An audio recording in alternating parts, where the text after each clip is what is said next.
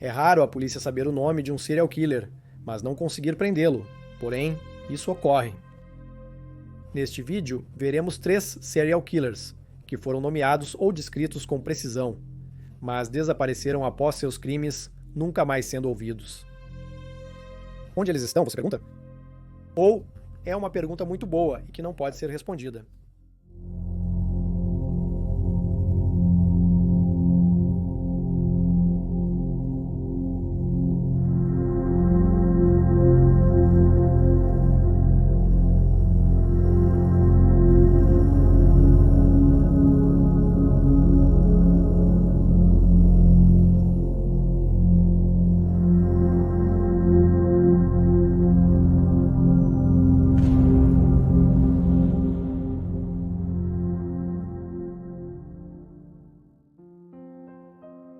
Alma Crawford. Em 1971, o subúrbio de Glenroy, em Melbourne, Victoria, Austrália, ficou em choque após 4 membros da família Crawford serem encontrados mortos no fundo de um penhasco em Loch Ard Gorge, em Port Campbell. Eles foram identificados como Therese Crawford, que estava grávida e tinha 3 filhos, Catherine Jane, de 12 anos, James William, de 8 anos, e Karen Jean, de 6 anos. Os corpos foram achados enrolados em cobertores no carro da família, com uma mangueira do escapamento até a janela do motorista, numa tentativa de simular um assassinato-suicídio. Contudo, ao invadir a residência dos Crawford, a polícia encontrou provas de um assassinato extremamente brutal. Foi encontrado um longo cabo elétrico com grampos de jacaré anexados, e a polícia acreditava que o assassino conectou os grampos às orelhas de Teresa e a eletrocutou enquanto ela dormia. Após assassinar Teresa, o assassino espancou as crianças até a morte com um instrumento contundente, provavelmente um martelo. Havia também sinais de que alguém tentou limpar a cena do crime. As vítimas foram colocadas no carro da família e levadas centenas de quilômetros até o penhasco em Loch Ard Gorge.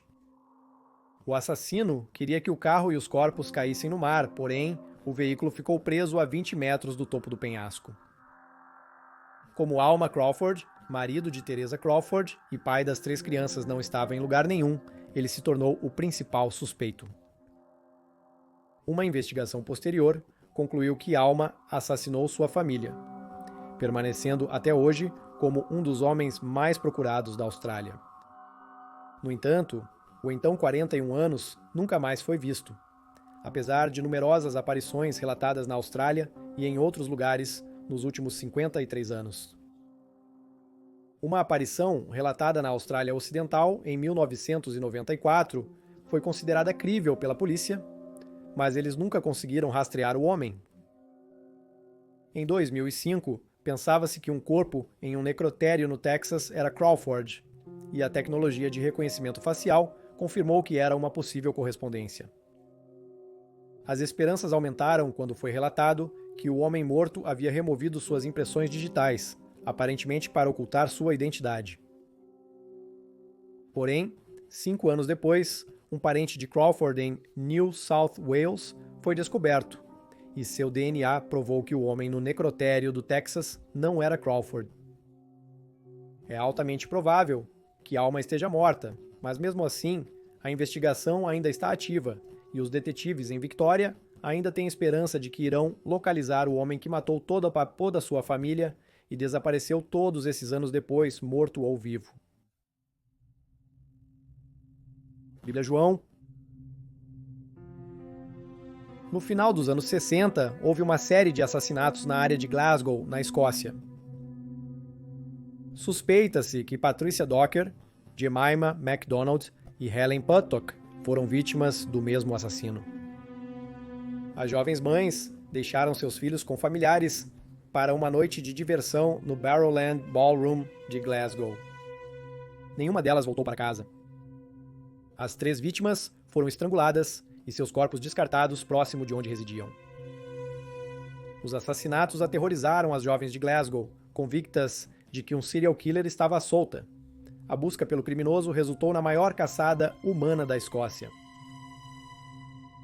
O assassinato de Helen Puttock, sua terceira e última vítima, forneceu as pistas mais significativas, incluindo uma descrição clara e o nome do assassino.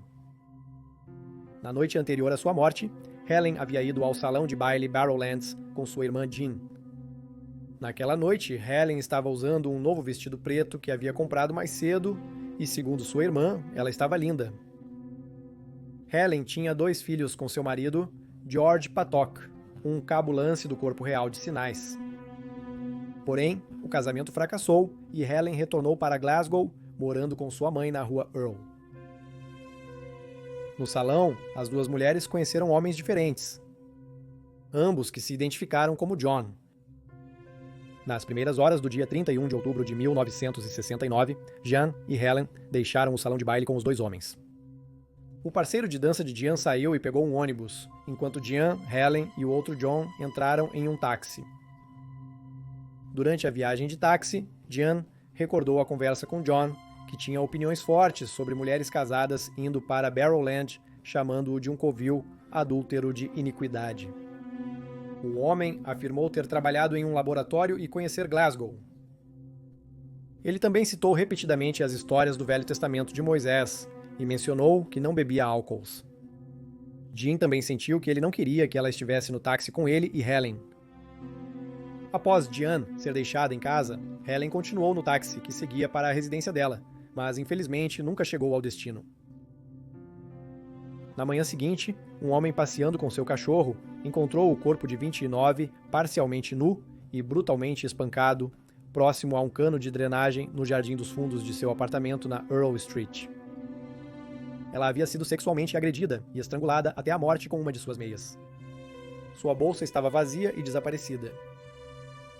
Ficou claro que Helen fez uma tentativa desesperada de se defender de seu agressor. Assim como as 2 vítimas anteriores, Helen estava menstruada quando morreu, e seu assassino colocou um absorvente sob seu braço esquerdo.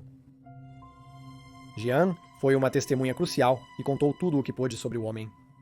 Ela acreditava que o nome dele era John Templeton, Sampleson ou Emerson.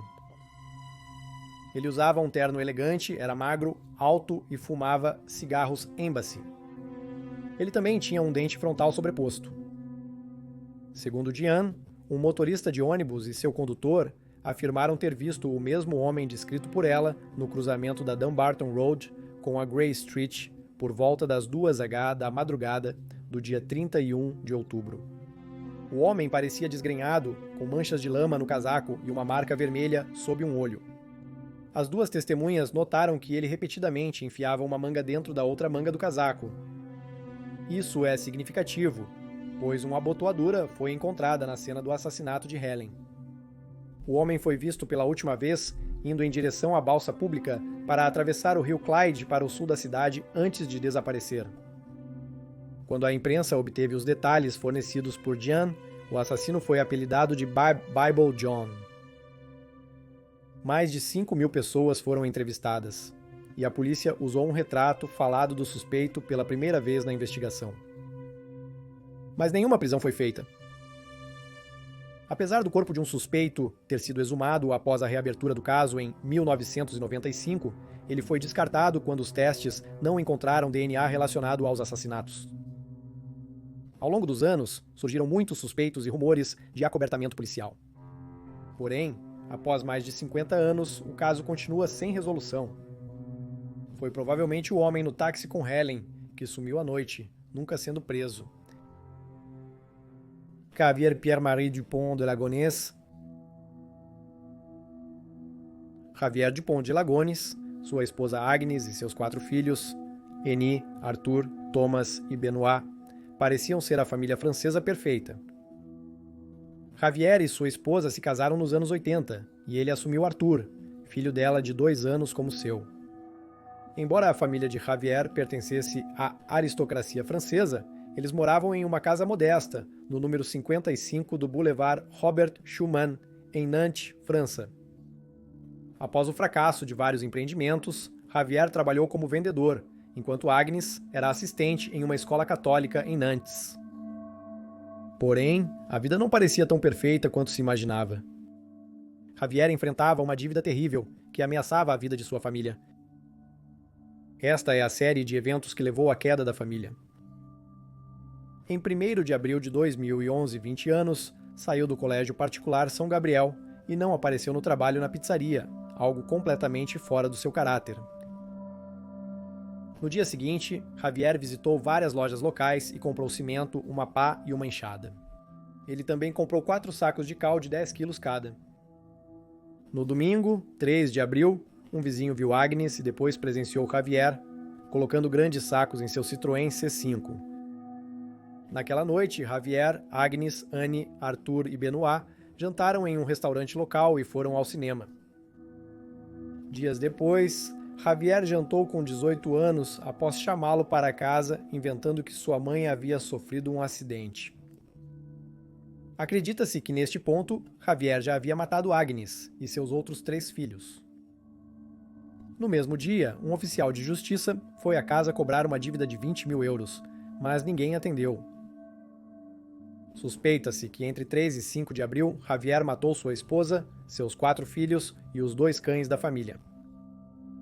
Nos dias seguintes, ele enviou e-mails misteriosos aos amigos e uma carta detalhada à família, explicando que após trabalhar secretamente para a Drug Enforcement Administration dos Estados Unidos da América, toda a família teve que se mudar para os Estados Unidos em um programa federal de proteção a testemunhas, ficando incomunicáveis por anos. Em 11 de abril, uma família apreensiva e um vizinho acionaram a polícia, após perceberem inatividade na casa dos Crawfords, normalmente agitada. 2 dias depois, eles inspecionaram a casa, mas não encontraram nada de errado, acreditando que a família saiu por vontade própria. A polícia continuou a visitar a casa da família, mas em cada ocasião não encontrou nada suspeito. Somente na sexta visita, em 21 de abril, encontraram algo estranho sob o terraço no jardim. Após escavar, eles encontraram um túmulo contendo os corpos de Agnes, Arthur, Benoit e Annie. Os 2 cães também foram enterrados lá, junto com um crucifixo. O corpo de Thomas foi encontrado em uma sepultura separada, como o corpo de Javier não foi encontrado. A polícia o considerou o principal suspeito. Uma autópsia concluiu que Agnes foi a primeira a ser morta, seguida pelas crianças que haviam sido drogadas. Todos os 4 foram baleados 2 vezes na cabeça, enquanto dormiam com um rifle calibre 22 equipado com silenciador. Os assassinatos foram considerados execuções sistemáticas. Estranhamente, não havia vestígios de sangue na casa, e a polícia estava perplexa sobre como alguém poderia matar 5 pessoas sem deixar nenhuma evidência. Na realidade, os investigadores não encontraram impressões digitais, DNA ou provas físicas incriminando Javier. Mesmo sem provas concretas, a busca por Javier continuava. Eles determinaram que ele deixou a área e se hospedou em vários hotéis, sendo capturado por câmeras de vigilância. Em um hotel, ele deixou seu carro no estacionamento e foi visto carregando uma bolsa com um objeto longo dentro, possivelmente o rifle usado nos assassinatos. Investigadores realizaram buscas massivas, onde Javier foi visto pela última vez, mas nenhum vestígio dele foi encontrado, levando muitos a acreditar que ele cometeu suicídio em alguma caverna isolada nas montanhas do sul da França. No entanto, uma coisa curiosa aconteceu em julho de 2015, quando um jornalista em Nantes recebeu uma fotografia de Arthur e Benoit. No verso estava escrita uma simples nota: "Ainda estou vivo." Se ele está, onde está? Em uma reviravolta inesperada, familiares externos acreditam que toda a família ainda está viva. Eles questionam a rápida cremação dos corpos, a proibição de vê-los e a falta de testes de DNA para confirmar o parentesco entre as vítimas. Sugeriram até que os corpos foram plantados. Alega-se também que Javier tinha problemas nas costas e não seria fisicamente capaz de cavar as covas onde os corpos foram encontrados. Curiosamente, Javier não encobriu seus rastros após os assassinatos. Ele sacou dinheiro do cartão e foi filmado pelas câmeras de segurança sem tentar esconder o rosto ou identidade. Ele também comeu em vários restaurantes. Então a pergunta é: onde está Javier? Quem matou a família? Ou eles ainda estão vivos? E Javier realmente trabalhava para a Administração de Controle de Drogas dos Estados Unidos da América?